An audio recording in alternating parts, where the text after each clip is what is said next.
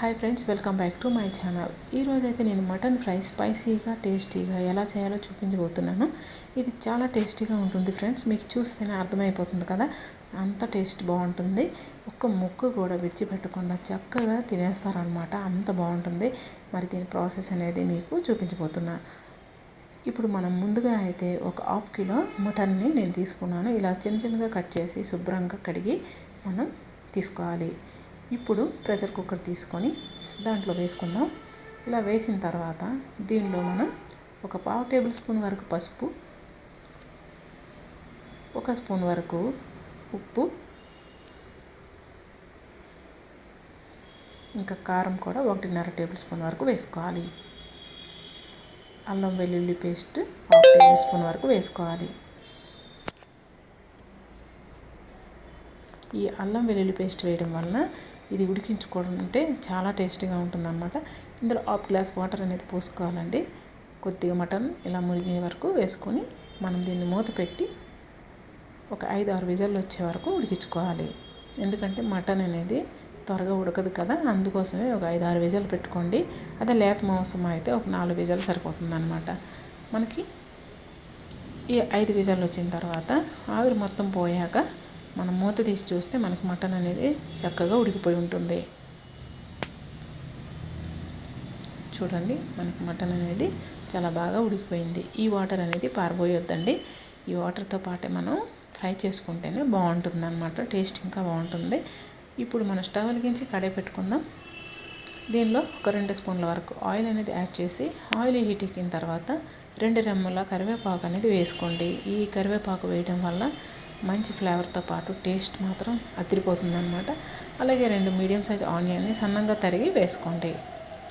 ఇవి కొద్ది colour change అయ్యే వరకు ఫ్రై చేసుకోవాలి. ఇవి ఇలా కలర్ చేంజ్ అయిన తర్వాత మనం 1 టేబుల్ స్పూన్ వరకు అల్లం వెల్లుల్లి పేస్ట్ యాడ్ చేసుకోవాలి. ఇది పచ్చివాసన పోయే వరకు మనం ఫ్రై చేసుకోవాలి.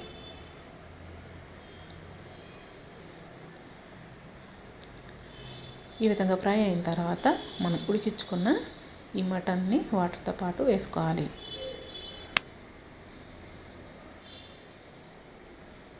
ఇలా వేసుకోవడం వలన మనకి టేస్ట్ బాగుంటుందండి. వాటర్ అయితే సైడ్ చేయవద్దు, దీంట్లోనే వేసుకోవాలి. ఇప్పుడు దీన్ని ఒకసారి బాగా మసాలాలన్నీ పట్టేటట్టు కలిపి మూత పెట్టి కొద్దిగా వాటర్ అనేది మగ్గే వరకు ఉడికించుకోవాలి. ఇలా వాటర్ కొద్దిగా మగ్గిన తర్వాత మూత తీసి చూస్తే మనకి ఈ విధంగా ఉంటుందన్నమాట వాటర్. ఇప్పుడు దీనిలో మనం మసాలాలు యాడ్ చేసుకోవాలి. 1 టేబుల్ స్పూన్ వరకు ధనియాల పొడి యాడ్ చేసుకోవాలి.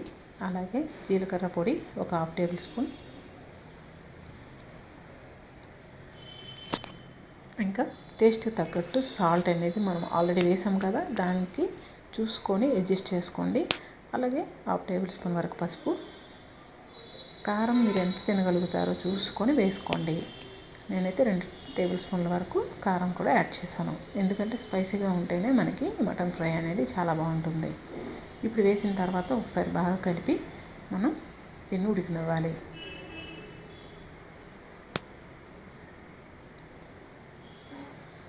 ఇది మొత్తం కలిసేటట్టు కలుపుకొని మనం దీన్ని ఒక 10 నిమిషాల పాటు దగ్గరగా ఉడికేటట్టు చూసుకోండి. ఒక 10 నిమిషాల తర్వాత మనం దీనిలో మీటి మసాలా అనేది వేసుకోవాలి. ఒక 1/2 టేబుల్ స్పూన్ వేసుకోండి, సరిపోతుందన్నమాట, ఎక్కువ వేయ అవసరం లేదు. వేసిన తర్వాత దీన్ని ఒకసారి బాగా కలిపి ఈ వాటర్ అంతా మగ్గిపోయే వరకు మనం దీన్ని ఫ్రై చేసుకోవాలి. దీనిలో మీరు ఒక 2 పచ్చిమిరపకాయలు ఇలా నిలువుగా కట్ చేసి వేసుకోండి. తినేటప్పుడు ఈ పచ్చిమిరపకాయలు తింటే చాలా బాగుంటుందన్నమాట. ఇది ఆప్షనల్ మాత్రమే, మీకు నచ్చకపోతే స్కిప్ చేయొచ్చు.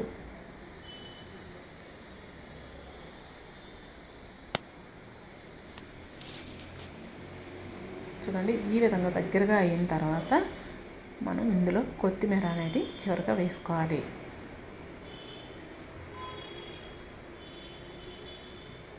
కొత్తిమీర తరుగు వేసిన తర్వాత ఒక 2 నిమిషాల పాటు ఉడికించుకుంటే సరిపోతుందన్నమాట.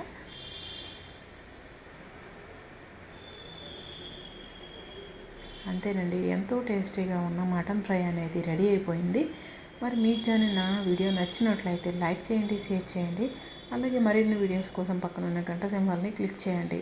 మరి మీరు ఎలా చేసుకుంటారో అది కూడా కామెంట్ చేయండి. ఏదైనా లోటుపాట్లు ఉంటే అది కూడా కామెంట్ చేయండి. Thank you for watching. Bye friends, please subscribe.